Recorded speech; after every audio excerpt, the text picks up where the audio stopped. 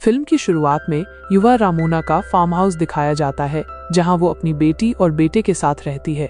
रामोना उस समय एक वीडियो देख रही थी, जिससे हमें पता चलता है कि रामोना और उसके पति ने इस फार्म हाउस को बड़े प्यार से बनाया था और इसमें सब कुछ खुद ही व्यवस्थित किया था। रामोना ये वीडियो देखकर दुखी थी, क्योंकि उसके पति की एक दुर्घटना में मृत्यु हो गई थी। इस दुर्घटना में रामोना का एक पैर भी चला गया था। इस हादसे ने रामोना को मानसिक रूप से पूरी तरह तोड़ दिया था। वो अपने परिवार की ठीक से देखभाल नहीं कर पा रही थी। इस वजह से उसका परिवार बहुत बुरी हालत में था। यहाँ तक कि घर का काम भी दर्जी करता था। इसके बावजूद रामोना का व्यवहार इन लोगों के साथ बहुत सख्त था। हर दिन उठते ही रामोना एक ही बात कहती, मुझे शक्ति दो। जब वो कमरे से बाहर आती है तो देखती है कि दर्जी ने ज्यादातर काम कर दिया था, लेकिन घर में बहुत सी चीजें खत्म हो गई थीं। घर में बिजली भी नहीं थी। इसी दौरान रामोना अचानक देखती है कि कोई उसके घर के आंगन में बैठा है। वो एक महिला थी जो काले कपड़े से ढकी हुई थी। ये देखकर रामोना डर जाती है। वो अपने दोनों बच्चों को घर के अंदर रहने के लिए कहती है और उस महिला से पूछने जाती है कि वो यहाँ क्या कर रही है। इस महिला को डराने के लिए वो ये भी कहती है कि उसका पति थोड़ी देर में आ रहा है, इसलिए अच्छा होगा कि वो यहाँ से चली जाए। लेकिन वो महिला यह कहकर रामोना को चौंका देती है कि उसके पति की मृत्यु हो चुकी है, वो भी एक दुर्घटना में, और उसी दुर्घटना में उसका यह पैर भी चला गया। रामोना अब उससे डरने लगती है। वो रामोना से कहती है, रामोना, आज वो दिन आ गया है जिसके लिए तुम मुझे बुलाया करती थी। मैं आ गई हूँ। जब रामोना उसकी बात नहीं समझ पाती तो वो उसे खून से भरे अपने हाथ दिखाती है।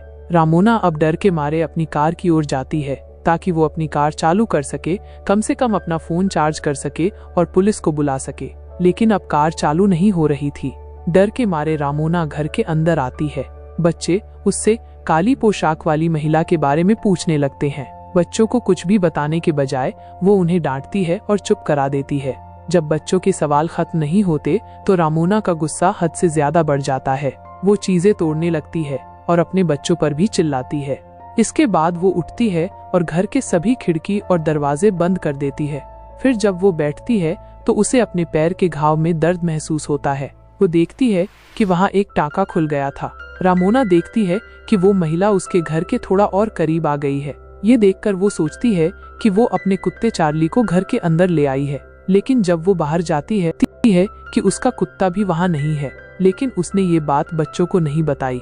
अब इस डर ने उसके गुस्से को और बढ़ा दिया था। वो दर्जी को एक बार फिर डांटती है। वो अपनी बेटी को थप्पड़ भी मार देती है, क्योंकि वो बार बार अक्षर उल्टा लिख रही थी। रामोना को अचानक अपनी गलती का एहसास होता है। उसकी बेटी की इतनी बड़ी गलती नहीं थी कि उसे सजा दी जाए, इसलिए वो तुरंत अपनी बेटी को गले लगा लेती है। और जैसे ही वो शीशे में देखती है, कुछ अजीब होता है।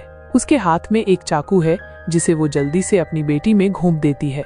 अचानक उसे होश आता है और वो देखती है कि इस समय उसकी गोद में एक तकिया है, लेकिन उसने चाकू इसी तकिए में घोंपा था। उसे याद नहीं कि उसे ये कब मिला, किसने पकड़ा। जब दर्जी पीछे अपनी माँ को देखता है तो वह और भी चिंतित हो जाता है। वह जानता था कि उसकी माँ मानसिक रूप से स्थिर नहीं है, इसलिए उसे इस समस्या से बाहर निकलने का कोई रास्ता खोजना होगा। रामोना अपनी बेटी को कमरे में ले जाती है और वो चुपचाप घर से बाहर निकल जाता है। वो पास के फार्म हाउस में जाकर मदद लेना चाहता था, लेकिन पहले कार चालू नहीं हुई थी। थोड़ी देर बाद रामोना भी उसे ढूंढती हुई यहाँ आ जाती है और वो बहुत गुस्सा होती है। वो उसे घर के अंदर ले आई थी, लेकिन अब दर्जी भी गुस्से में था, क्योंकि उसे पता चल गया था कि उसका कुत्ता चार्ली बाहर नहीं है और रामोना उससे कुछ छुपा रही है। दर्जी अब अपनी माँ से कहता है कि आपको कुछ नहीं होगा, मैं सब संभाल लूंगा। ये कहकर वो गुस्से में एक कमरे में चला जाता है जहाँ उसके पिता का सामान था, और यहाँ उसने एक बंदूक उठा ली। रामोना उसके पास आती है और लड़ने लगती है, ये क्या कर रहे हो, इसे वापस रखो। और उनकी बहस के दौरान हमने बाहर एक काली महिला को देखा, वो उनके घर के और करीब आ गई थी। अब दर्जी गुस्से में बंदूक लेकर बाहर जाता है और बंदूक उस काली महिला को सौंप देता है और उससे कहता है कि जितनी जल्दी हो सके मेरी संपत्ति से निकल जाओ। वो महिला दर्जी से नहीं डरती, बल्कि अपना घूंघट उठाती है और कहती है कि तुम्हारी माँ ने आज तक तुमसे झूठ बोला है। उसने दर्जी को यहाँ एक बहुत ही चौंकाने वाला सच बताया और उसे जाकर अपनी माँ से ये पूछने के लिए कहा। दर्जी गुस्से में अंदर आता है और रामोना से पूछता है कि उसके पिताजी की मृत्यु कैसे हुई। रामोना उसके रवैये से डर जाती है और उसे कहानियां सुनाने लगती है। उस रात जब वो और डेविड एक शानदार रेस्तरां में गए थे, लेकिन रामोना यहाँ खुश नहीं थी। उसे फार्म हाउस में रहने में मजा नहीं आ रहा था, क्योंकि उसे यहाँ बहुत काम करना पड़ता था। हालांकि यहाँ भी डेविड अपनी इच्छा के अनुसार बदल गया था। शहर की 9 से 4 की नौकरी और उसके बाद वो घर की जिंदगी से ऊब गया था। अब जब सब लोग यहाँ आ गए थे, सब यहाँ बस गए थे, वे खुश थे, लेकिन रामोना खुश नहीं थी। अब वो यहाँ से कहीं और शिफ्ट होना चाहती थी, लेकिन डेविड मना कर देता है, क्योंकि इतनी जल्दी शिफ्ट होना और सबका बसना संभव नहीं है। उनकी अच्छी बहस होती है और वे होटल से निकल जाते हैं।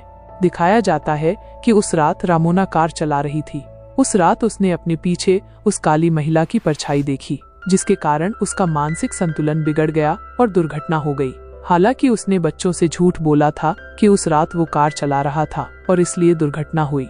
ये सच जानकर टेलर बहुत दुखी हो जाता है। वो टूट जाता है। उसमें और भी नकारात्मकता आने लगती है और बाहर बैठी महिला का असर उनके घर में बढ़ने लगता है।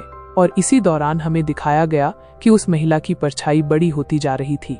इस महिला की परछाई से बचने के लिए वे सब अटारी में चले जाते हैं, लेकिन अटारी में भी वो काली महिला रामोना की छोटी बेटी को अपनी परछाई की तरह अपनी ओर खींचती है।